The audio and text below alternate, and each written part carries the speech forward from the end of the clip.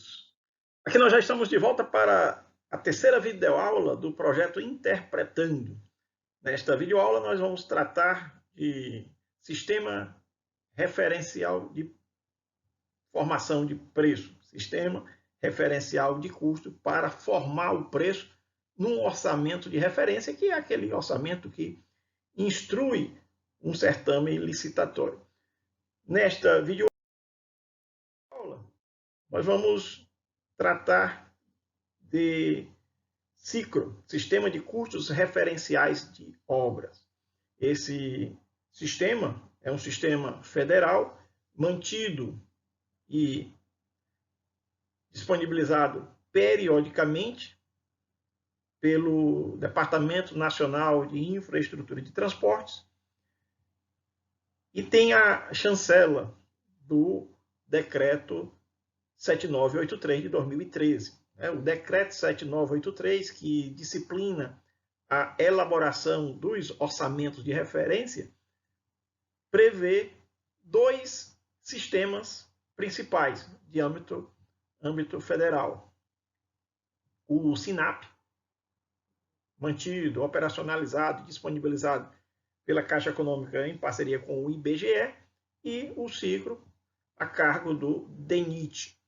Este nosso sistema, ele está vigente desde 2017 e a cada 3 meses ele é atualizado no site do Departamento Nacional de Infraestrutura e Transporte, www.denit.gov.br. Nós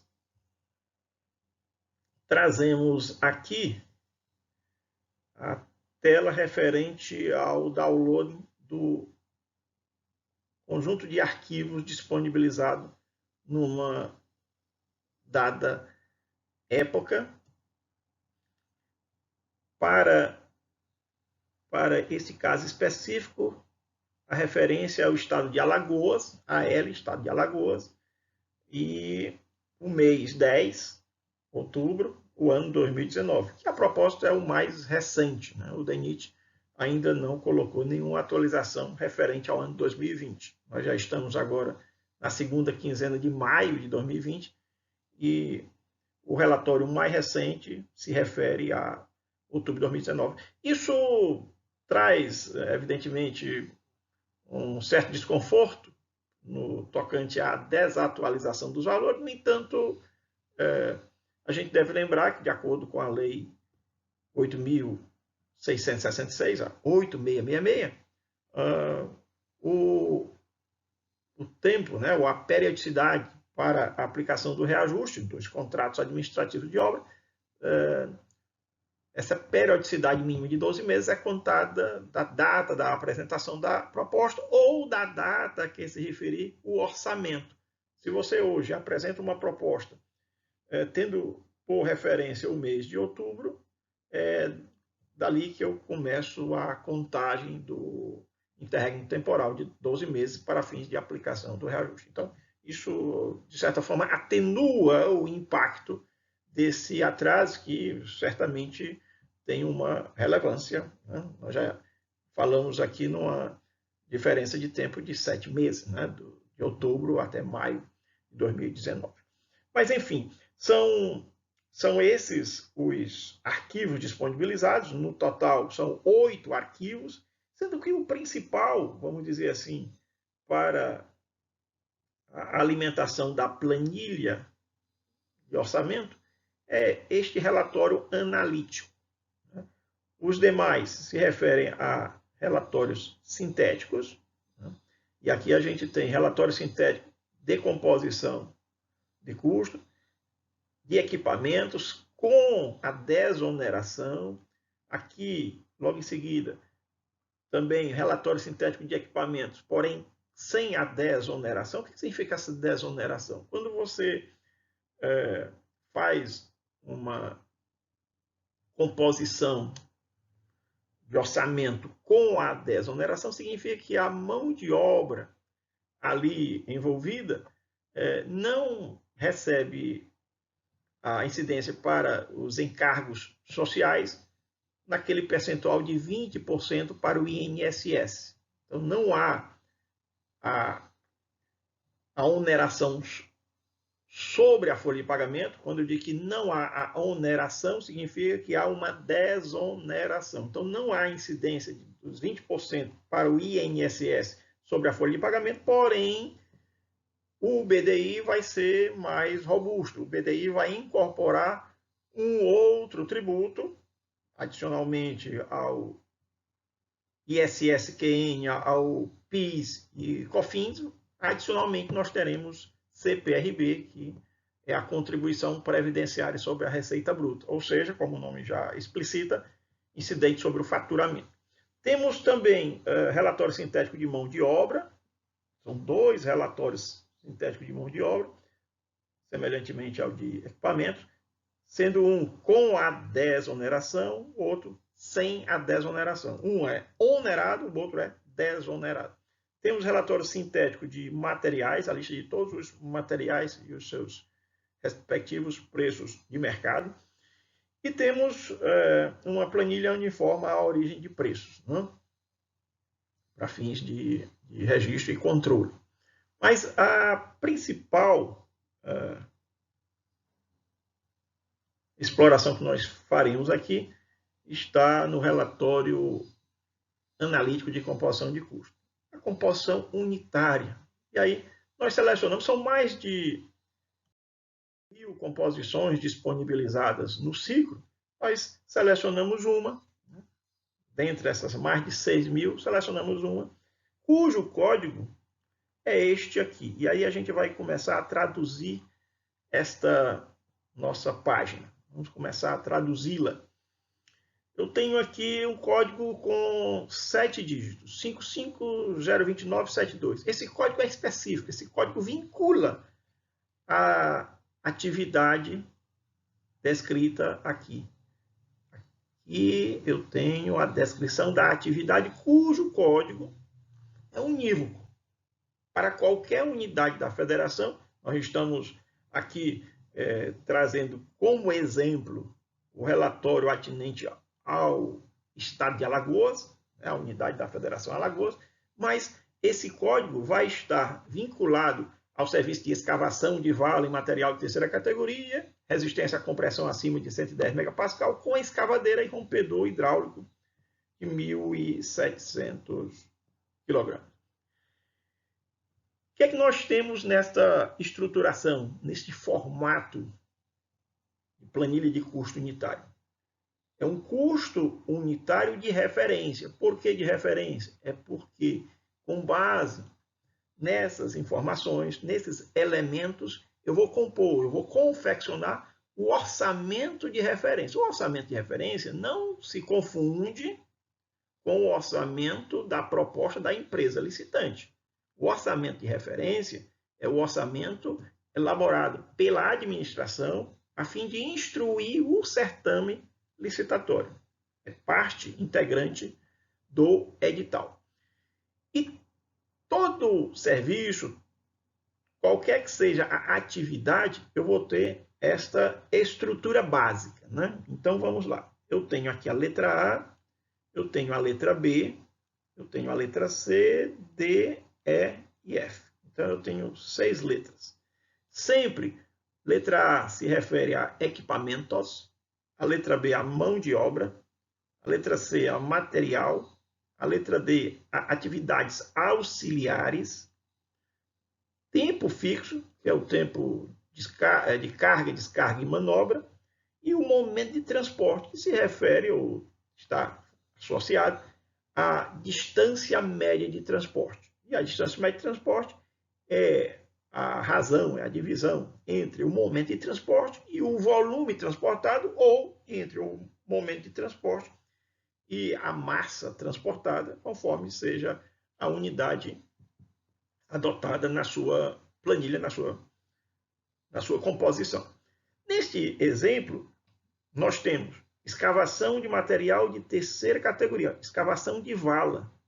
Eu faço esse serviço no próprio local. Eu levo o equipamento, no caso, uma escavadeira hidráulica com um martelo hidráulico, e no local eu realizo a escavação. Por isso que não aparecem aqui tempo fixo, nem momento de transporte, porque de certa forma isso está embutido numa produtividade. Eu vejo um relevo aqui, eu vejo a produção da equipe, 1,99 metro cúbico, 1,99 metro cúbico. Isso significa que a produção horária da minha equipe, a minha equipe composta, nesse caso específico, por um único equipamento, então é uma equipe do eu sozinho, só tenho um equipamento, mas em outro exemplo, em outra atividade, eu poderia ter 2, 3, 4, 5 equipamentos. Aqui, no caso específico, eu só tenho um equipamento. E esse equipamento consegue produzir a cada hora. Veja que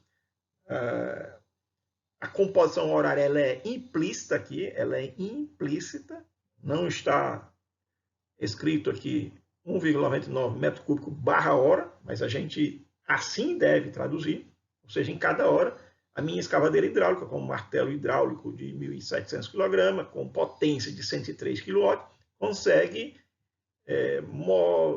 movimentar um volume, né, ou fazer um escavamento de 1,99 metro cúbico. Né? É a vala.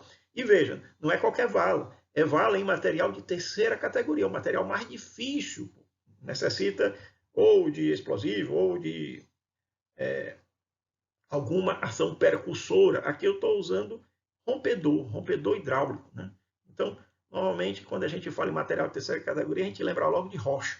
Né? Diferentemente do material de primeira categoria, que é um material de manejo mais fácil, ou material de segunda categoria, que é intermediária entre a primeira e a terceira. A terceira é que demanda maior trabalho, envolve equipamentos mais forçantes e, às vezes, até o uso de explosivos.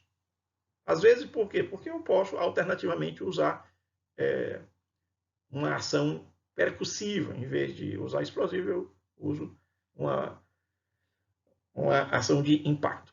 Vejam o que esta planilha nos traz. Né? É uma planilha muito rica de informações. A cada ponto aqui, a cada local dessa tela, eu tenho informações que são relevantes. Local, né? Já mencionei, Alagoas. Se eu estiver em Sergipe, é outra realidade. Se eu estiver no Rio Grande do Sul, é outra realidade. Se eu estiver em Rondônia, é outra realidade.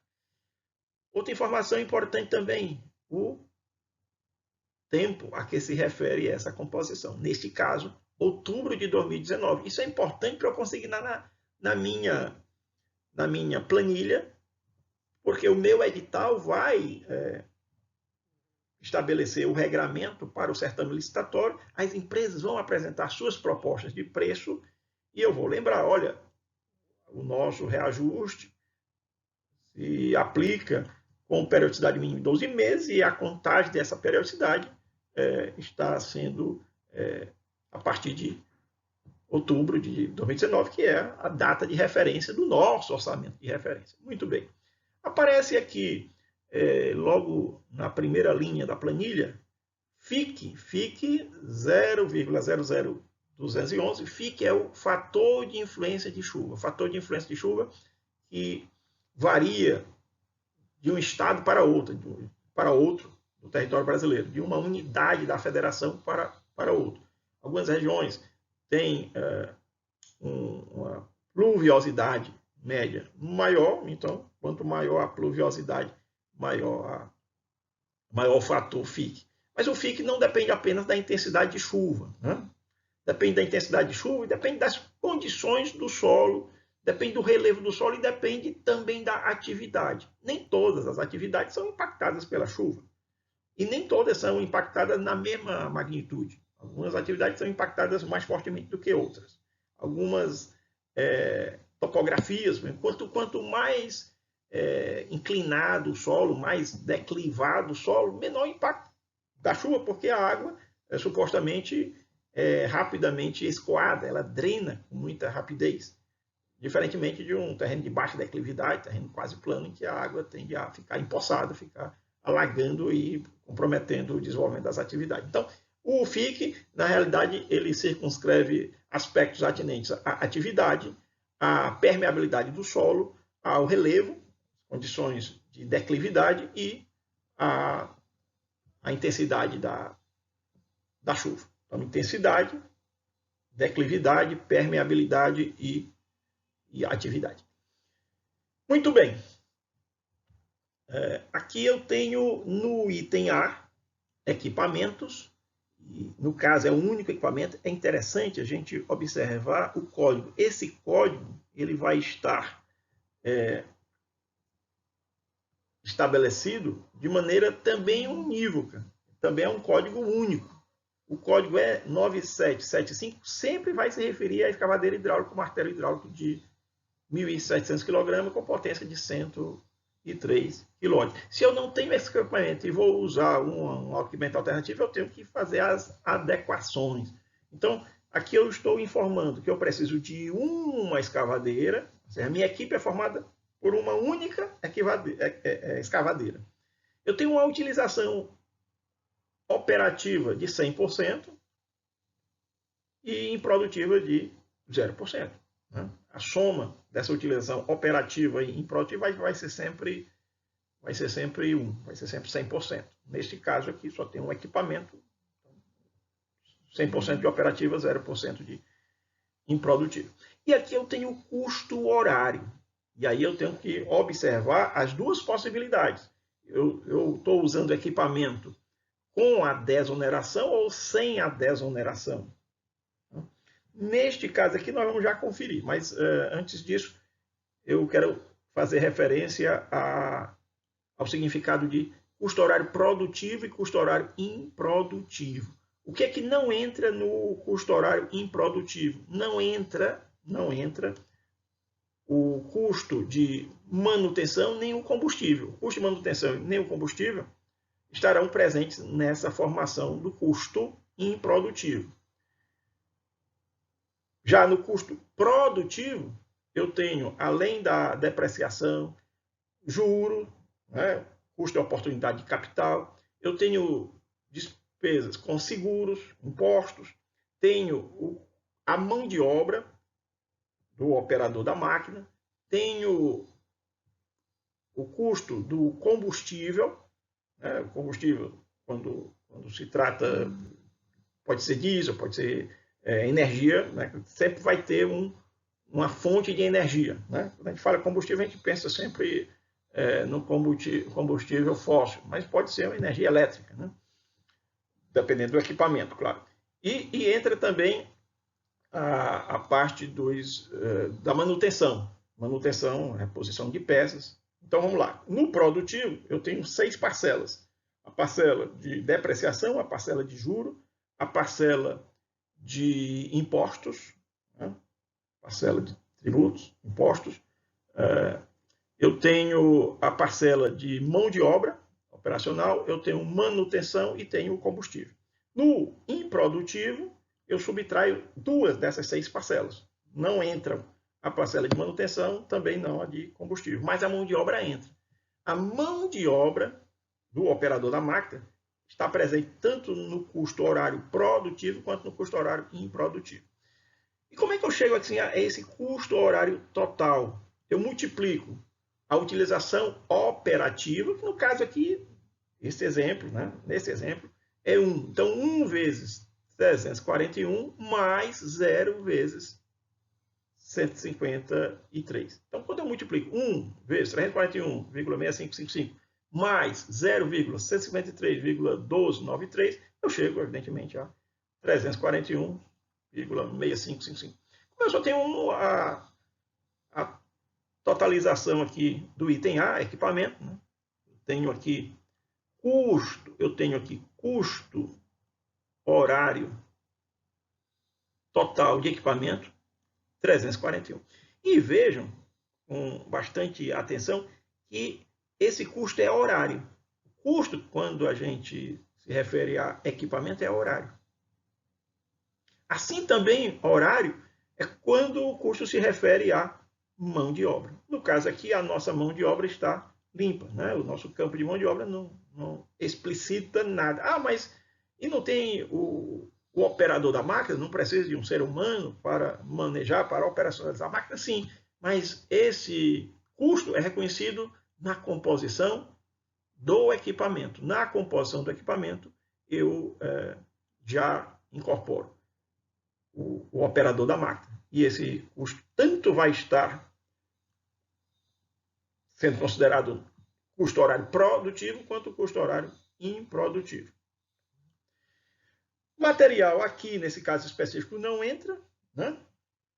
Mas antes de a gente citar a letra C, eu vou passar um tracinho aqui para fazer uma segmentação importante. Esse traço aqui é para separar ou estabelecer uma fronteira na nossa planilha. Daqui para cima, eu tenho composições horária.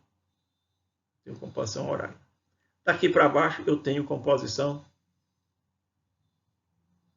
unitária. Mas eu tenho que fazer uma comunicação entre as duas. Já já nós vamos saber como isso é operacionalizado. Eu tenho que comunicar aquelas parcelas computadas em termos horários com aquelas parcelas computadas em termos unitários. Em vez de eu falar em tantos reais por hora, eu vou falar em tantos reais por metro cúbico de vala escavada. E aí o que eu faço? Quando eu chego aqui ao custo horário, veja bem essa passagem importante. Quando eu vejo aqui o custo horário total de execução, ainda é horário, eu vou promover uma conversão para custo unitário. E como é que eu faço esse câmbio? Como é que eu faço essa alteração, essa conversão do custo horário total de execução para um custo unitário? Simplesmente, atentai bem, simplesmente dividindo o custo horário de execução, 341,6555, pela produção da equipe. Quando eu divido 341,6555 por 1,99, eu vou chegar a este valor aqui de 171,6862. Ok? Aí eu tenho o custo de FIC. Atenção, atenção, atenção. O custo de FIC. Aqui eu tenho o fator. Aqui eu tenho o custo. Como é que eu traduzo esse custo a partir do fator? Eu vou multiplicar o fator, olha aqui o fator específico para aquela minha unidade da Federação Alagoas, de 0,00211, eu vou multiplicar pelo custo unitário de execução. Ao fazer essa multiplicação, 0,00211 por 171,6862, eu vou chegar aqui a parcela do custo de FIC, fator de influência de chuva, 0,3623. 0,3623. O FIT, que é o fator de interferência do tráfego, ele está zerado. O fator de interferência de tráfego é aplicável quando eu tenho ou interferência urbana, ou um serviço, por exemplo, de restauração rodoviária, uma conservação ou uma construção de faixa contígua a uma faixa existente, ou seja, em que o trânsito que continua existindo vai interferir e comprometendo, consequentemente, a produção. Então, isso vai trazer um custo adicional e é reconhecido no FIT, fator de interferência de tráfego. Nesse caso aqui, nós estamos fazendo escavação de vala, né? Nós não estamos considerando aqui interferência do tráfego, por isso a parcela está zerada. Mas se houver nesse serviço de escavação interferência de tráfego, eu vou estimar o fator FIT, fator de interferência de tráfego, a partir do volume médio diário de tráfego. Eu tenho que ter essa informação e há uma modelagem estabelecida pelo DENIT para, em função do volume médio diário de tráfego, promover essa estimativa do FIT. Tá? Mas aqui é zero. E aí o que eu faço? Eu vou somar o custo unitário de execução com o FIT, custo unitário de execução, 171,6862. Vou somar aqui com o valor do FIC, custo do FIC, 0,3623. Vou somar, e aí eu estou já somando banana com banana. Eu estou somando reais por metro cúbico com reais por metro cúbico. Dá para somar. Né? Eu estou somando valores de uma mesma dimensão, de uma mesma grandeza. Aí vou somar com o material, que nesse caso específico é zero, vou somar com atividades auxiliares, que nesse caso também é zero, com o tempo fixo, que nesse caso também é zero, e com o aumento de transporte, que nesse caso também é zero. Né? E aí eu chego ao valor final, que é o custo unitário direto total daquela minha atividade. Eu quero chamar a atenção para vocês para um detalhe. Aqui eu tenho o valor do custo horário, produtivo e improdutivo, e de onde vieram esses valores. Esses dois valores vieram de onde? Né? Como foi que eu cheguei a eles? Claro, eu abri a planilha num relatório analítico, né, disponibilizado pelo DENIT, e já estavam preenchidos. Mas isso tem uma origem, eu posso investigar a procedência. Está disponível no arquivo referente a equipamentos. É um dos oito arquivos que, periodicamente, o DENIT disponibiliza no seu site. Aqui eu tenho com a oneração significa, com a desoneração, significa eu não tenho a incidência dos 20% de INSS sobre folha de pagamento, mas no BDI eu tenho que incorporar 4,5% de CPRB. E aí eu localizo o equipamento. Lembram qual é o equipamento? E9775, escavadeira hidráulica. Opa, 338, 9941, 150. Não são esses valores que nós encontramos aqui. Significa que na formação desse custo unitário de referência, eu estou usando o equipamento sem a desoneração. Sem a desoneração significa com a oneração. Os valores são no outro arquivo. Esse arquivo aqui também referente à Alagoa, só que este é o arquivo atinente a equipamentos com a oneração. Com a oneração significa sem a desoneração. E aí, se a gente observar com atenção, o equipamento 9775 tem os valores lá apontados. 41,6555, referente ao custo produtivo, e 153,1293 referente ao custo improdutivo. E aí a gente tem toda a explicitada. Né? Muito bem. Concluímos assim mais uma videoaula, a videoaula número 3 do projeto Interpretando. Até o nosso. Espero que vocês estejam aproveitando bem. Convido para se inscrever no nosso canal em Recursos e até logo mais com a videoaula número 4.